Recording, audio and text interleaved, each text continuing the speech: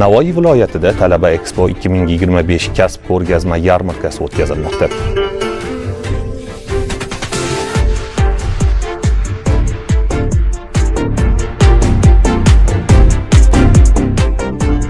Unda 120 dan ortiq korxona va tashkilotlar bo'sh ish o'rinlarini taklif etmoqda. Men Muxlisa Mahmudova, Navoiy davlat universiteti magistranti. Bugungi kunda yurtimizda tashkil etilgan Expo 2025 ko'rgazmalar tanlovida o'zimning Green Market loyihasi bilan ishtirok etdim. Green Market loyihasi daraxtlarni, o'simliklarni sotish va sotib olish imkoniyatini beruvchi onlayn platforma sanaladi. Bugungi kunda yurtimizda tashkil etilgan mana shu ko'rgazmalar tanlovi yangi imkoniyatlar eshigini ochishga sabab bo'ladi desam mubolag'a bo'lmaydi.